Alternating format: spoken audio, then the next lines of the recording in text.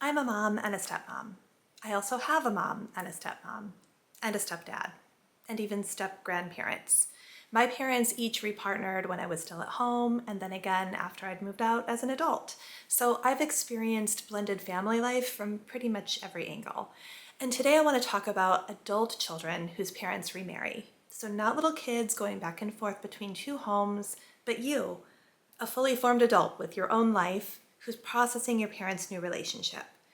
If your parent has a new partner or a new spouse and you're thinking, I'm an adult, I don't live there, I should be totally okay with this, but your inner child is like, what is happening to my family? This is for you. We'll talk about why this feels weird, even though you're grown up, the emotional tug of war and feelings that can come up, like grief, loyalty, guilt, how to navigate situations like holidays, and then some gentle boundaries you can set in your life and loving ways to communicate with your parent how you're feeling about it without blowing things up or making them feel like you're not accepting their new partner. And next time we'll flip it and talk about being the partner who comes into a relationship where there are adult children. So if that's you, make sure to check back in for that one. I'm Deanna, and here on the Not So Wicked Stepmother, I love exploring blended family life, giving voice to some of the challenges that come up, and exploring some real-life solutions that can help you navigate it. So if you're into that, please subscribe for a weekly video. Let's start with this. You are not dramatic or childish for having big feelings about your parents remarrying, even if they do so later in life when you're an adult. There's sort of this unspoken rule that we're supposed to just be okay with whatever our parents do once we're adults, like we just see them as humans and no longer so much as our parents. But your childhood home is not just where you grew up, it's part of your foundation.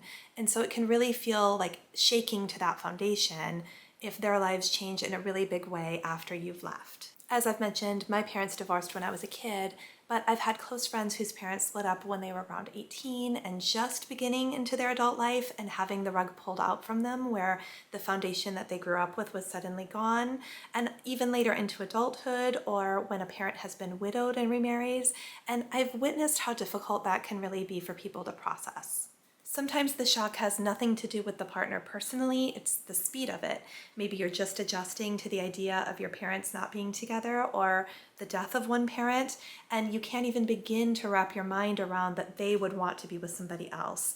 And it makes it difficult for you to accept that new person. There's nothing wrong with you if you feel that way. It's also possible you won't like that person. My mom is now married to a wonderful man who I adore, but when I was a teenager, she remarried somebody who I did not like, and he turned out to not be a great guy. And at the time, a lot of my concerns were sort of being written off as, well, of course, she's not gonna like the new stepdad.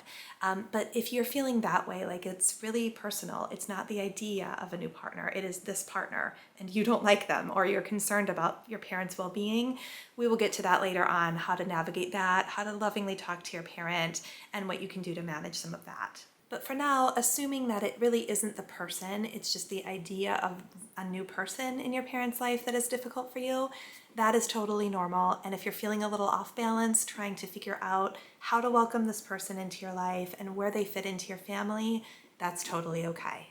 If that's how you're feeling, I'd like to offer a little tip, and that is to find common ground.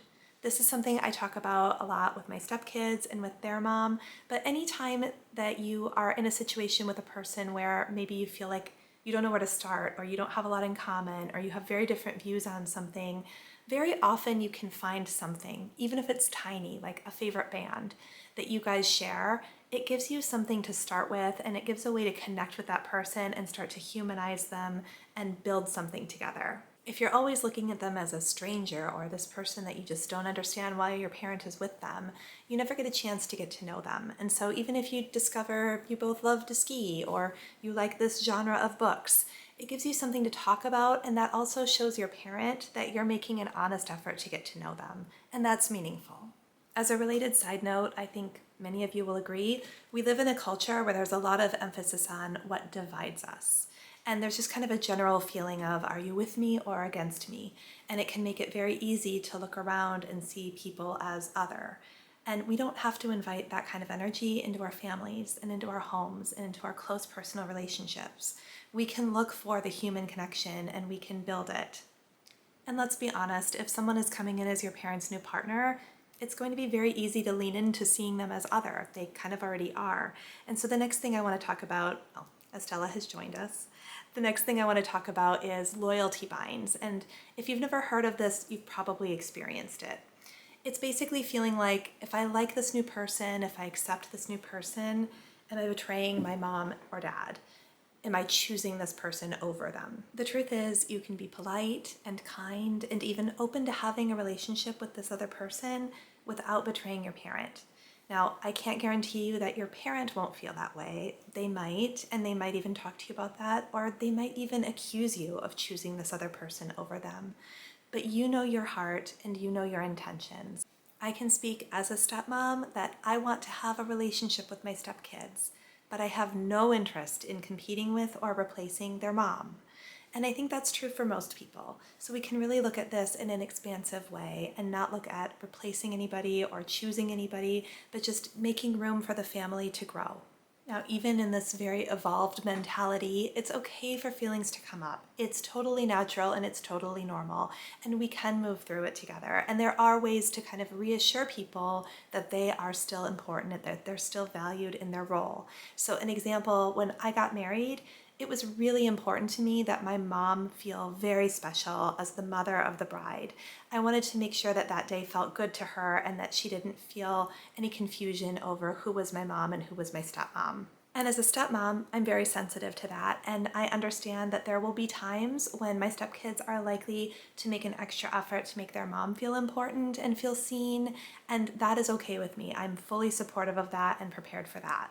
That may mean there will be events in my stepkids' lives when they're adults where I might feel a little bit in the background so their mom can be front and center. And as a kid of divorce myself, I'm totally okay with that and really support it. Going back to, I mentioned earlier, our wedding, that I had decided it was really important to me that my mom feel very special that day. I'm her only daughter, and she would get to be the mother of the bride that day. And this is just kind of funny. My mom and my dad's wife have the same first name, and so I was a little concerned about that, and I wanted to make sure that the photographer and everybody knew who my mom was. And I actually talked to my mom about it while I was planning the wedding and asked her, what would be meaningful to you? What would feel special, so that I could go ahead and do those things that would feel good to her and be reassuring to her. And none of that was in any way to leave my stepmom out or, choose anybody. So I know as the kid in the middle, what that feels like. And therefore I will know, if I experience that as a stepmom, that it isn't any kind of personal rejection. It's just the genuine desire to do something special with your parent. These feelings of loyalty and wanting to prioritize that parental relationship can also bring up grief, which is the next thing I want to talk about. And that can be especially true if you're dealing with a widowed parent. I have not experienced this firsthand, but I've witnessed it. And I've seen friends who've lost a parent.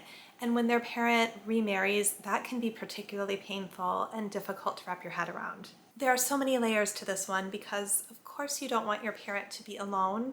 And so there's likely to be, some joy associated with them finding love again and seeing them happy. But that doesn't mean it won't bring up complicated feelings and bring up more grief for you about the parent you lost. And so I think, again, that's totally normal. And it's just good to validate that and give voice to that and accept that that is part of the experience. It's not something that you should expect to just move past and immediately feel nothing but joy for your parent who has found somebody new in their life. It's likely to feel jarring, and it's likely to bring a certain level of finality to the fact that your family as it existed before is not that way anymore. And that part can be true even when both parents are still living. No matter how long our parents have been apart, there is something very final about seeing them with new partners when we're adults. And sometimes that also means that our childhood homes are looking different, or they're being redecorated, or our old bedroom becomes a gym.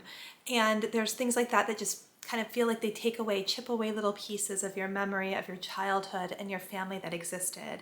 And as I mentioned before, that's all part of your foundation of your life. And so it doesn't feel great to have it look different. And that's where maybe it will be helpful to you. I find it helpful to remember that life is forever fluid anyway. Things are always changing. And so it's not just because your parents are no longer together or because they're with different people that they are changing, that their lives are changing. We continue to live our lives in adulthood and hopefully have new adventures and new experiences. And I think we want that for our parents too. And so if we can look at it that way and just remember like they're living their life and it doesn't take away from anything that came before, it doesn't erase or negate the memories that you have of your childhood, and seeing them have this new experience now doesn't change any of that for you. I mean, my dad is a drummer and makes friends everywhere he goes. And my mom is in a belly dance troupe and wears the most elaborate costumes to every Ren Fair and Comic-Con she can find. So these are people who are out there living their lives, and I am glad that they have each found a wonderful partner to share this chapter of their life with them. And maybe your parents aren't quite as theatrical as mine, but if you look at your parent and their partner and you look at what they're experiencing together, it might give you a way in to find something that you can genuinely be happy about and celebrate for them. And that might help you feel more of a genuine interest in getting to know their new partner. You might feel like you're experiencing conflicting emotions at the same time, like you're grieving what was while you're celebrating what's becoming, or you're really excited for your parent that they're in love, but you're feeling sad and missing when you could just call them any time of day because now they're always with their new partner. All of that is totally okay. The emotions are just information. They're not a judgment. They don't mean that you are a bad kid or that you're not being supportive. You're allowed to feel however you feel. And as is a prominent theme in my parenting, the feelings are all welcome, but the behaviors are not. That's going to lead into the next thing I want to talk about, which is even with all these feelings that you might be having, which are totally valid, we still want to make sure that we're showing up in a way that is kind and respectful.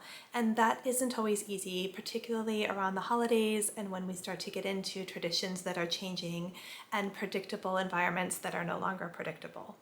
I'll be honest, maybe one of the reasons I'm relatively adaptable is my family has kind of always been changing for as far back as I can remember.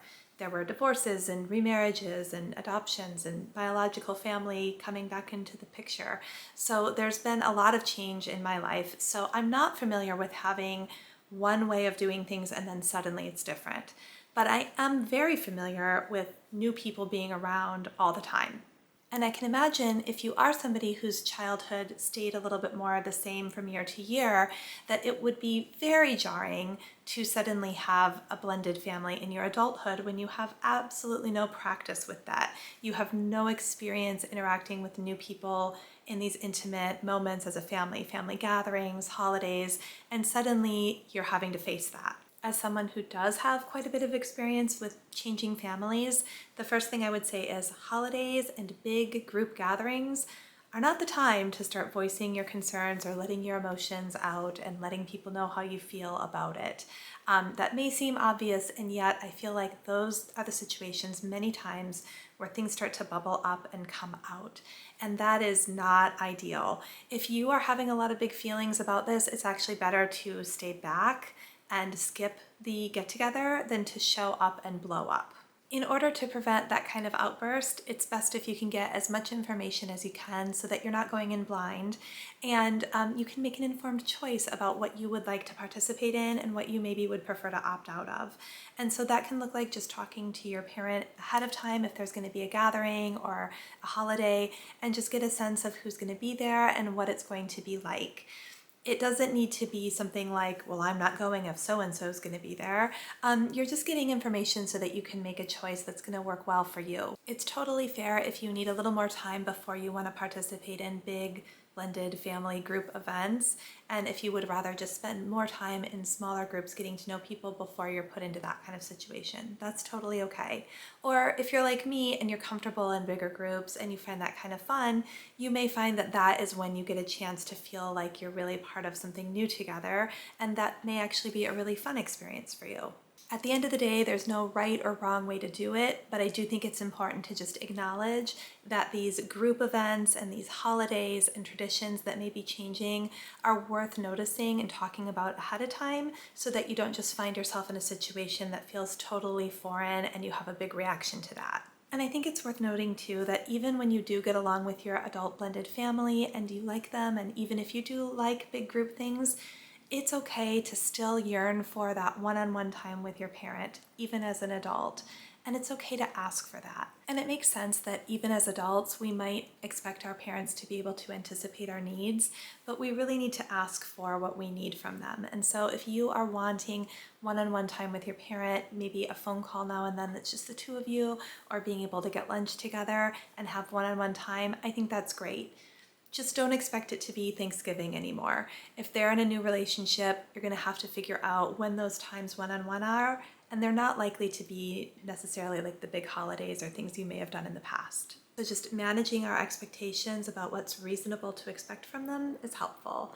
And then it's also good to remember that our parents are responsible for their own actions. It's super easy to sort of blame their partner if you're feeling disappointed in how they're showing up in your life. But they're an adult. Your parent is making their own choices.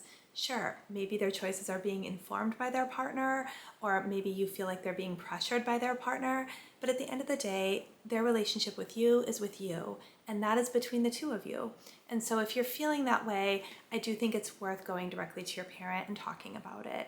These conversations can be explored in a problem-solving way, the problem being that you, the adult child, are feeling like you are missing spending time or connecting with your parent, and you don't need to make that about their new partner. It's really not anyway. It's really about the two of you and your relationship.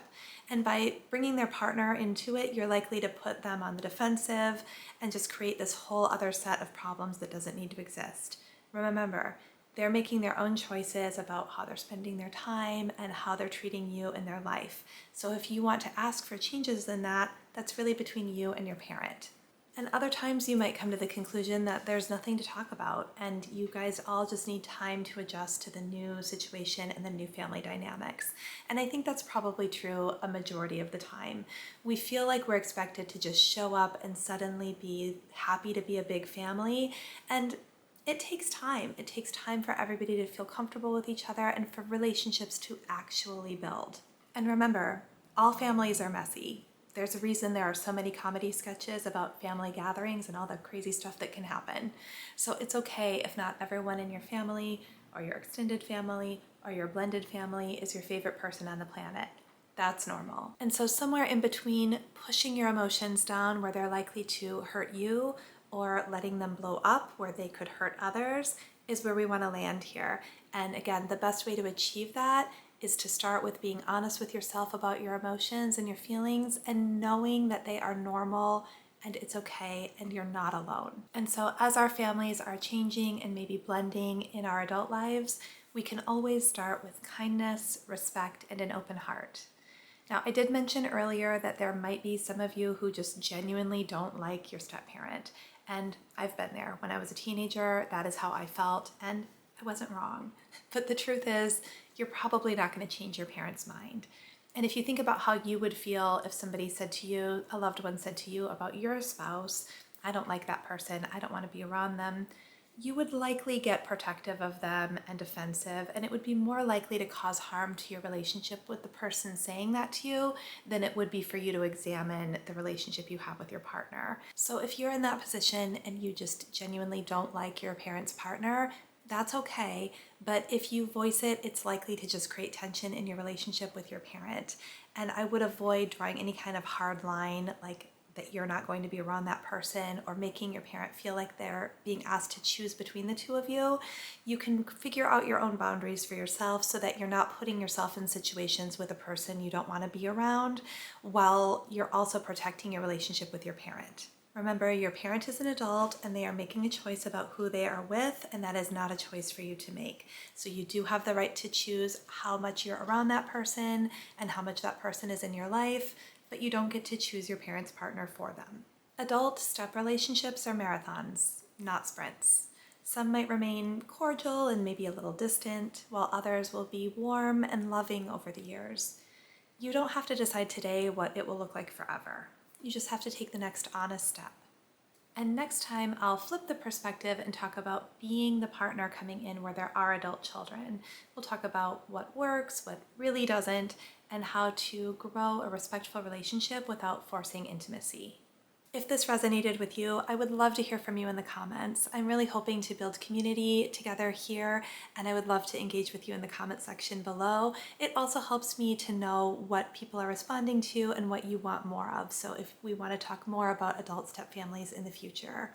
And if you have a friend who has a parent who's remarried or you feel like they would relate to this, please feel free to pass it along as well so that they know they're not alone. As always, thank you for joining me today, and I will see you next time.